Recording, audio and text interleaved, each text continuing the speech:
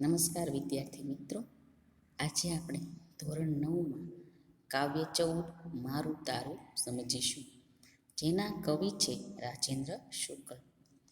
આ કાવ્યનો પ્રકાર છે ગઝલ.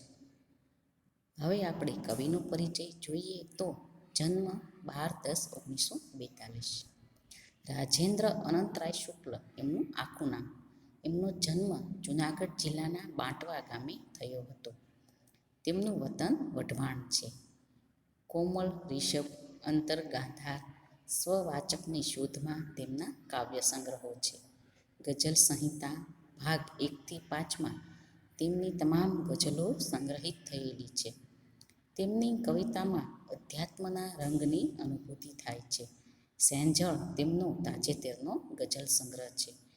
તેઓ રણજીતરામ સુવર્ણચંદ્રક તથા સાહિત્ય અકાદમી દિલ્હીના પુરસ્કારથી સન્માનિત થયેલા છે. આ રચના ગઝલ સ્વરૂપની છે. સહિયારાપણાની ભાવના દ્વારા જીવનમાં ખુશીઓ અને આનંદ પ્રગટાવવાની વાત આ કાવ્યમાં છે. સ્વાર્થ અને મારાપણાની ભાવનાથી દૂર રહીને મારું છે એ જ તારું છે એવી ભાવના કેળવવાની છે. સામેની વ્યક્તિ જીતીને ખુશ થતી હોય તો એ માટે વારે વારે હારવું પણ બહેતર છે. બહેતર એટલે કે સારું. એકબીજા સાથે હસતા રમતા રહી જીવનના ગીતો લલકારી આ જીવનને આનંદભર્યું બનાવવાનું છે.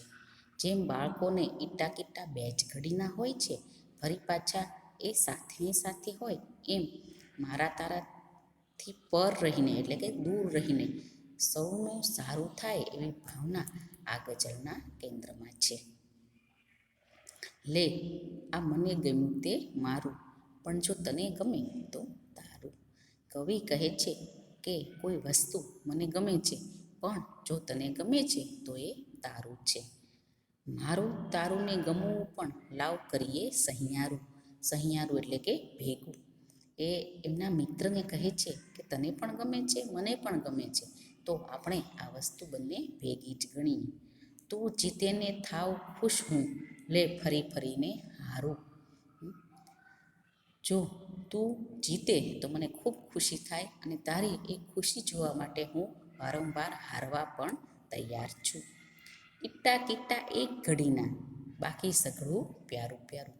અગર આપણને કોઈથી જરા પણ બોલવાનું થયું હોય તો એ એક ઘડીનું હોવું જોઈએ. એક ઘડી એટલે કે થોડાક સમય માટે. બાકી તો આપણે પાછું હળી મળીને રહેવાનું છે. હસીએ રમીએ મીઠું લાગે, થૂ આંસુ તો લાગે ખારું. આપણે સાથે હસીએ રમીએ, બધા સમાજમાં હળી મળીને રહીએ તો જ આપણને ગમે. બાકી કોઈના આંખમાં આંસુ હોય તો એ આપણને ખારા લાગવા જોઈએ, એટલે કે ન ગમવા જોઈએ.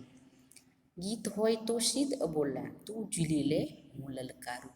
આપણી જિંદગી છે એક ગીત જેવી છે. એમાં અબોલા એટલે કે નહીં બોલવાનું કશું છે જ નહીં. આપણે એને લલકારી અને પૂરી કરીએ. આપણે જિંદગીને ગીતની જેમ ગાઈને આનંદથી પૂરી કરવાની છે. રમીએ ત્યાં લગ હાથ રમકડું, મોજ મહીશું મારું તારું. જ્યાં સુધી આપણા હાથમાં આ જિંદગી છે ત્યાં સુધી આપણે એને રમી લેવાની છે, એટલે કે મોજથી જીવી લેવાનું છે.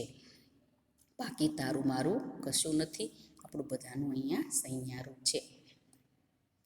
તો વિદ્યાર્થી મિત્રો, આ કાવ્યમાં તમારે ગૂગલ ક્લાસરૂમમાં આ કાવ્ય પૂરી અને મોકલવાનું રહેશે. Thank you.